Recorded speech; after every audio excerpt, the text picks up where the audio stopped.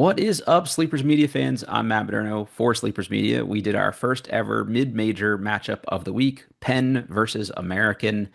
It's a pretty good game. I hyped it up for a reason. I thought it'd be a good offensive game here, and we're going to break it down. Joining me for this one is the play-by-play broadcaster for the American University Eagles, Dan Lang. Dan, thanks for coming on.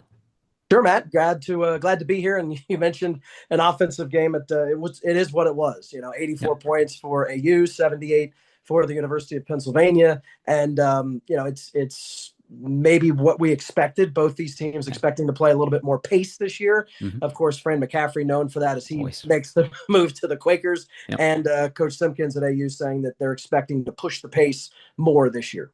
Yeah, that's why I thought this one would just be like a fun one to start out with. Early in the year, like college basketball can be a little sloppy as teams figure each other out, but at least if you're getting a lot of offense, there's something for everybody to watch. This game did have a few sloppy moments at times. AU specifically forced a lot of turnovers from Penn, but I think that was more just good defense a lot of the times than just straight up bad offense. But a fun game overall, I thought. Like I enjoyed watching this one. Yeah. How was it being on the call for it? No, it was a fun game, and that's one of the things about Bender Arena is that it's an intimate Yeah. atmosphere. So when there are fans there and when they're engaged and happy and cheering, it really does add to the energy we have on the broadcast Mhm. and the energy, obviously, that you feel in the arena through the broadcast. But calling games like that is, definitely fun and it carries over. And Coach Simpkins talked about it to us, to Gordon and I, after the game, and he said, being at home court advantage is a thing. He Sure. said, and he mentioned those couple moments that you just talked about when they were a little stuck in the mud, as he said. And he said the crowd helped bring them out of it. They felt the energy and they knew that just a matter of time till they got back on track. They did, and they came away with the dub. AU raised a banner tonight, which is always cool. Had three seniors back in the building for that one, which is nice. But all nice. There you There's a go. little Got the. bit. I guess it's blurry, but anyway, that's the That's okay. banner. The That's mini the banner. banner. I love that. Also, just like a who's who of coaches, DC area coaches Yes. specifically. You had Gary Williams in there, Mark Turgeon in there from the Terps, Jimmy Patsos. Everybody around here knows. Chris Obviously, you're Naki was there. Chris Naki, Gordon Austin with you. So guys who've just been around, and then obviously Fran McCaffrey is a show in of itself in a good way. I think today Yeah. I found him interesting to watch, and there's like a fun is the word I keep coming back to because they do so many different things. They were pressure in full court, and they're just screens everywhere for the AU guys that had to be really locked in here. And one guy I thought was just incredible defensively today was freshman Madden Collins. Like he scored 25 points, and to me the defense was still the story. He had four steals like 12 minutes into this game. And I just did not expect that from like a, 145-pound freshman, but he's the son of NBA veteran Marty Collins, and he Mhm. looked like a guy that could be a future pro himself. What did you see from Madden Collins out there today? Well, and don't forget his mom, who's the Dobo for Don Staley down in Oh, no South kidding. Carolina. Okay, I didn't So, know that. you want to talk about just, being around Hmm. basketball and being around hoops and just getting that Yeah. IQ. Wow. He had the poise, had a bit of swagger too. He was Hmm. talking a little bit, They even were chirping at each other. yeah. He and Ethan Roberts for Penn were going back and forth, and I love seeing that from the freshmen. Yeah, and he talked about that after the game. Collins did about how defense is for him, how he measures his success. Now, I don't know Hmm. if that's necessarily a hundred It's a good percent talking true. If point, that's even if you don't mean exactly it. Yeah, exactly because you they take a look at the old box score after the absolutely. game. I mean, come on. But he had a great game, and the thing is, he stepped up, and really you can say that about AU if you zero in on certain points in this game, and Dwayne talked about it more on a game by game specific nature, but guys stepped up when they needed to. Hmm. It was not always having to go to the well and go to the same guy Right. and, oh, he's not doing well, back to him, back to him. They were spreading the wealth, and Dwayne was able to play eight guys, play 10 guys, get Hmm. eight different scores. That's important for Yeah, the it's big. engagement of the team, especially when you deal with youngsters. Hmm. Hey, you're putting in the work, now you're getting some fruits of Yep. that labor because you're getting time. Oh, you're getting the ball. Oh, you're getting points. You're getting rebounds. You're helping us win. And I think that there's a lot to be said about that and, roster management, Hmm. and how all that plays into it as well. Yeah, it was a good problem to have for them late in that game because I honestly wasn't sure who they were going to close with because you had six or seven guys that were all contributing in different ways, and he was able to kind of mix and match them a bit down the stretch there to make this work.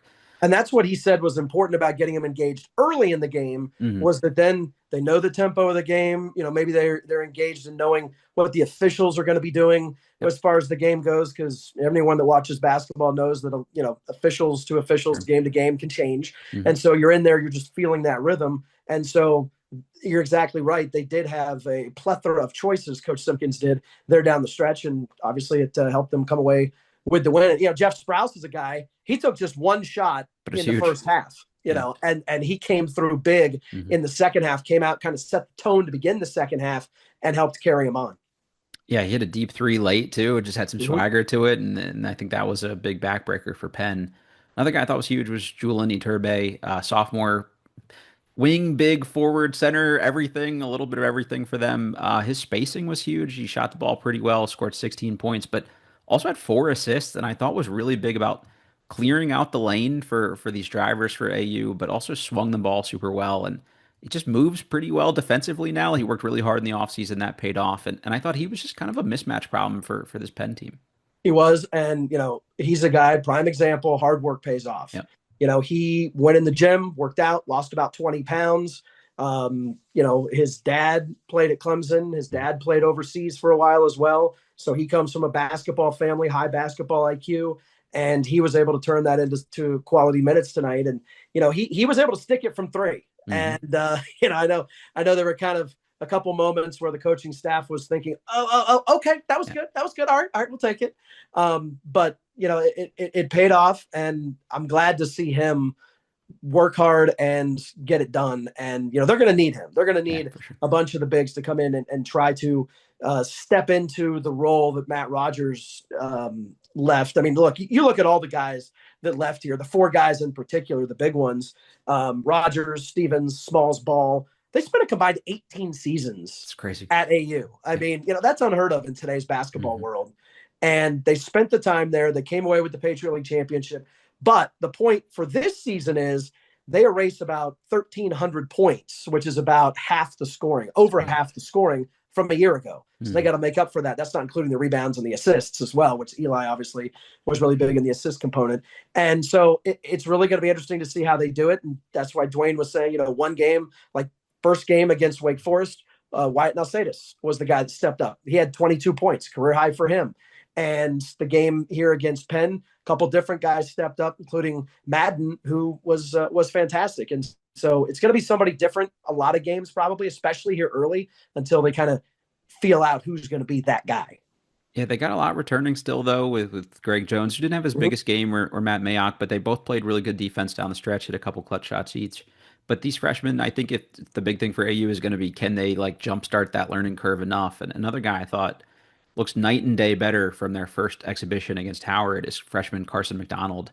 Had 11 points, 9 rebounds today, which is really physical and big and imposing and just kind of did his thing, but also moves his feet pretty well. So just want to shout him out because I thought he was really important today too. Moves his feet really well, and probably quiet in the points department, I would Sure. say, but definitely a guy that had his presence felt. Hmm. And you talked about Greg coming back, his Patriot League preseason defensive player of the year. He played great defense today. Yeah, He he played did. really good defense, not just in the second half, but throughout the game. And he had a Hmm. big three there at the end of the first half Yep. that helped AU into the halftime lead. So even though Greg's numbers, when you take a look at points, weren't necessarily as sexy as he probably wanted them to be, Sure. he was Still really doing it in a impactful. lot of different Yeah. ways. Yep. Totally agree. Let's switch to the other side here for a minute and talk about Penn.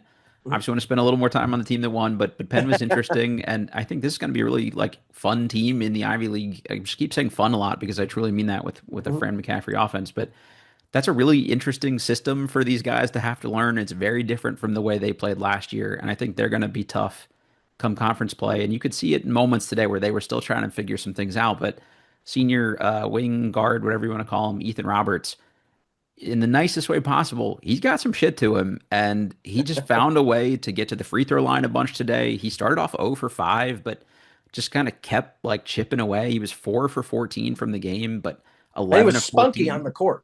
Yeah, He was he a that spunky guy. yeah, exactly. And I think that team needed it. Like they kind of responded to it. He feels like a Fran McCaffrey guy for that reason. Like he's always got the one dude that's got a little chip, but I thought he just kind of kept them in it every time like AU tried to like throw a knockout blow. I thought Roberts drove, got a foul. He was baiting the refs basically into calling some of these fouls in like the best possible way. I mean, that is a compliment at least, but he was huge. Michael Zanoni was big today, 20 points, 6 of 13, 6 of 10 from three.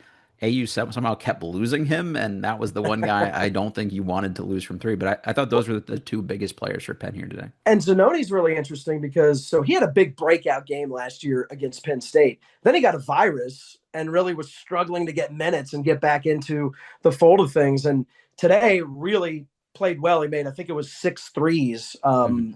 And he was a guy that you just mentioned kind of got lost maybe a few times, and not a dude that you can lose.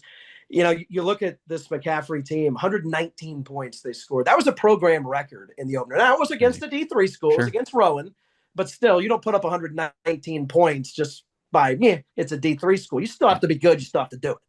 Hmm. So that was really interesting. But when you take a look, you do wonder how coming into today's game, right, how it kind of translates. You look at University of Pennsylvania against a D3 school. You look at American University against a power school like a Wake Forest. And, that's kind of an interesting component. And both teams came in and changed a little bit of what they did against the Sure. former foe, but were able to play pretty well. And even though the Eagles came out on top, UPenn, University of Pennsylvania, they don't like to be called UPenn. They Yeah, either want to be just called Penn. Yeah, Penn or yeah, Pennsylvania yeah. or the Quakers. Hmm.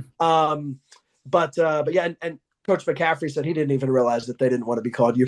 It's probably changed since, back in his day a little bit here too. Well, and Fran actually coached at Lehigh Mhm. for a couple of seasons, and he left Lehigh to go take an assistant job at And Notre Dame. Notre Yeah. Dame under Yeah. Digger Phelps. Yeah. And that's kind of an interesting move to go from a head job to, granted, you're taking second chair Sure. and at a bigger program and Digger Phelps. So there's a lot of reasons for it, but still, that's an interesting move to go from the head chair there. And my broadcast partner, Gordon Austin, worked with Fran up there at Lehigh. So they had some interesting insights before the game. That's cool. Yeah, a lot of connections in this basketball world here. Dan, last thing I got for you as we get out of here. I just got to talk about TJ Power just a little bit. He's a guy, he's a five-star recruit, plays at UVA, plays at Duke for a year each. Was kind of quiet today. He hit a couple threes here. I think he'll be somebody that figures it out. Had 10 points, 7 rebounds, 1 assist, 2 steals, 1 block. Like he did a lot. Got into a little bit of foul trouble here, but just a little quieter than I think they needed him to be. A guy with that kind of Power Five experience. He obviously didn't play a ton at either school, but I think they needed him to step up a little bigger today. Yeah, and I think that's what's so interesting, right? You go from being a 5-star recruit out of high school, you go to Duke, then you go to Virginia. UPenn. He obviously is a smart guy. For You sure. look at Yep. those. You look at those schools. That's quite a resume. Yeah. Right, that's quite the resume. And yeah, he's a guy that's going to be interesting to watch this season because he showed flashes of it in this game against AU. And he's a guy that most likely is going to step up and be a guy that we're going to see and read a lot more about as this season progresses. Yeah, absolutely. Dan, thank you for doing this. Great job on the call. I didn't get to watch it because I was there in the arena with you, but I'm looking forward to catching back up on it. But glad you guys had a good broadcast and we got to see a good early mid-major game here. And hopefully fans listen to this can go check that game out if they haven't yet and get something out of it. Exactly. And next up for the Eagles playing at GW. So that's Nice. a tough game. And AU, I believe it's 4-0 against the Revs since 2019. So that will be an interesting matchup over there in at the Smith Center. Nice. Another good DC mid-major basketball Mm-hmm. matchup here. So looking forward to that. All right, Sleepers fans, hit that like button for us, rate, review, subscribe. If there are other mid-major matchups you want to see featured here on the channel, just let me know and we'll get them, somewhere in the line to get through over the course of the year. Until next time, this is Sleepers Media. I'm Matt Moderno. He's Dan Lang, and this was our mid-major matchup of the week.